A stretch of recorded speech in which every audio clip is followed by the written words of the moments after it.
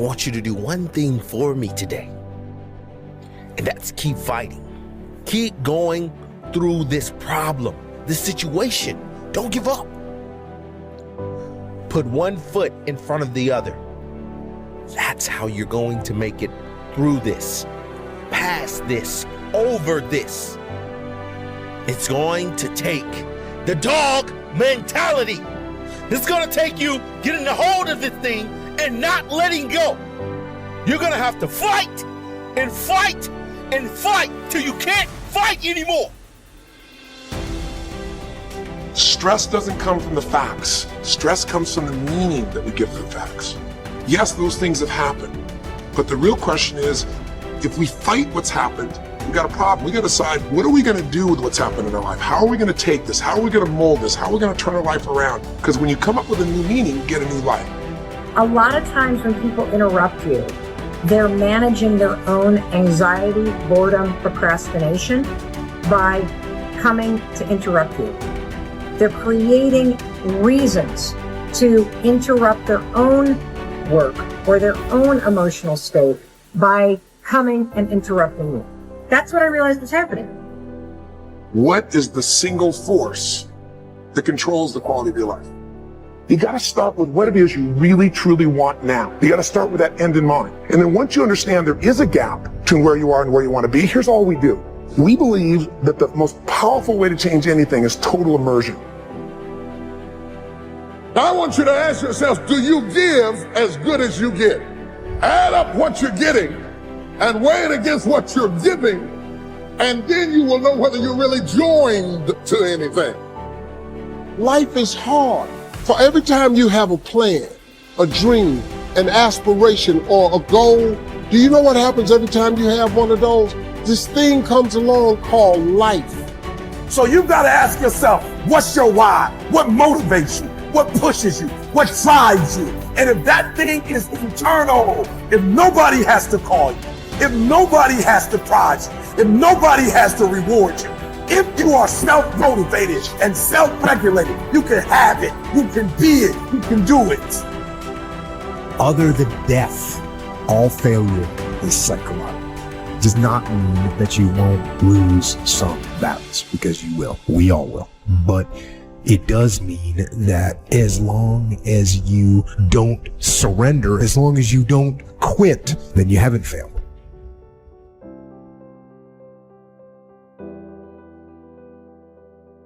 How do you experience beauty and joy in your life? What situations do you put yourself in? What makes you laugh? What's the fun stuff for you? It's funny you say that. I just retired from the military in November 2015. And I was going and going and going and going. And I never really, I was a happy guy, but I'm never in the moment of like sitting back and I want to travel here to have fun and do this and that. I've never been that person. But the first time I really got a chance to experience true happiness and true peace was so what I did to myself to become who I am today, it takes a great toll on your body. So I believe God gave me time to rest and he took me out of commission. Not even the mind of Goggins could get me back up. So I had about a good 6-7 months where I was out. And when I was out, I had time to reflect on all I had accomplished. And that was the first time in my life where I sat back and said, wow. Because only I may be telling you some of the story, I know the exact truth of how brutal my life was and how I shouldn't be on this show today. And how the mind and how beautiful it is.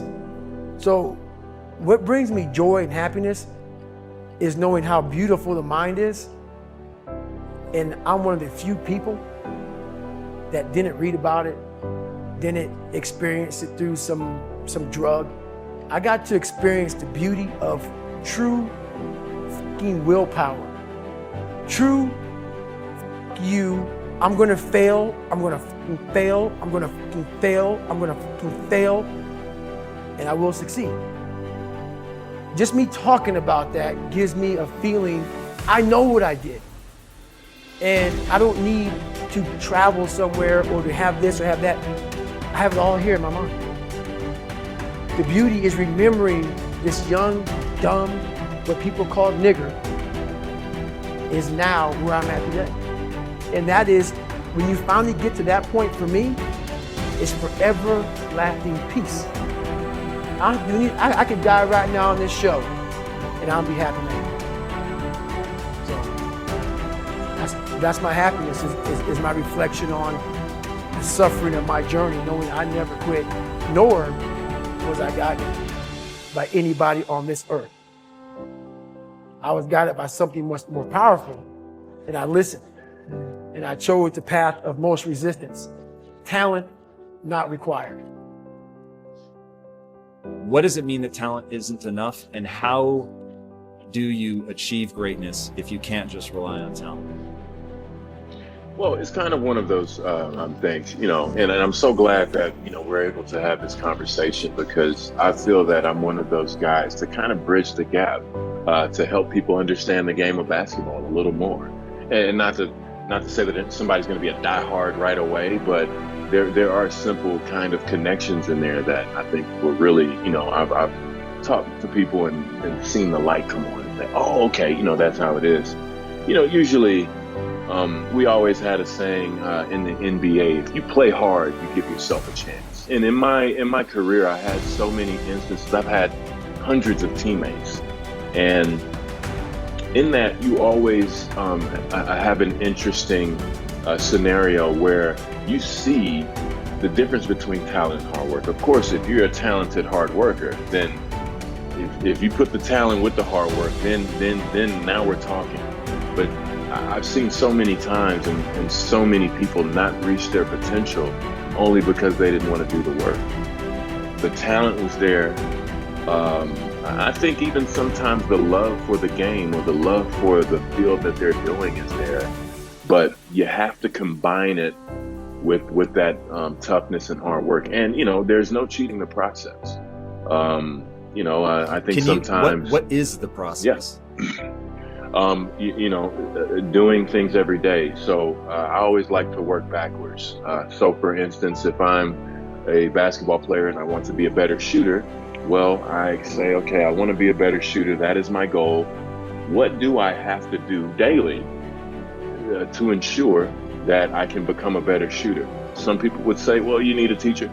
Not necessarily so. You have to sometimes go and seek the information, put in the work. That could be a part of one of the days of the process to becoming a better shooter. So I always try to make sure that I put the work in myself, only because you see how so many people, leave their talent on the table, so to speak. I mean, and sometimes that can be it's a gift and a curse, right? You can be the most talented person in the room.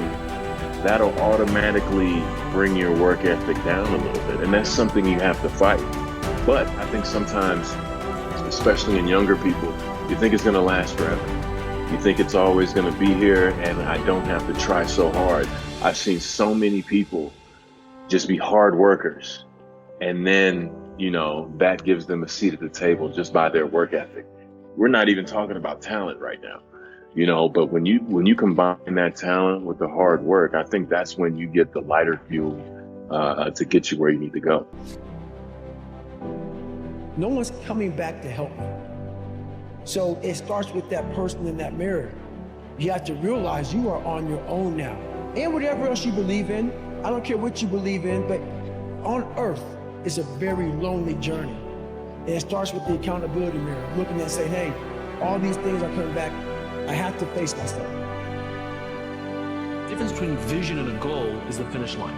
A goal is 26.2 miles. You can simply count the metrics and know when you've completed your goal.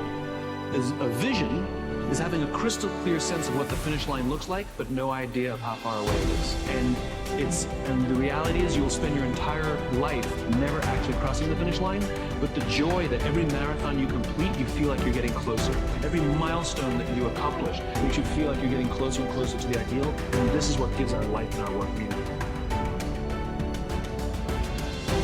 I think in the end, persistence is more important than anything else. And having a desire to do something, you want to prove something. So you have a vision of where you want to go, you're willing to persist and overcome. That's probably the key thing have to have a vision where you want to go. You have to be persistent and you have to be willing to overcome failures and not be afraid of making a mistake. You don't become what you want. You become where your habits take you. There's no ending. And that's the person I listen to. That's the person who's gained knowledge. You gain knowledge through suffering. And on the other end of suffering is a world that very few have ever seen. It's a beautiful world because that's where you find yourself.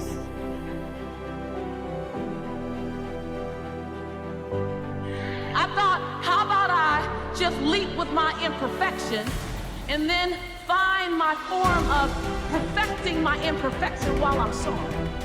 How about I do that? How about you not wait to get it right? You figure out how does it look doing it wrong?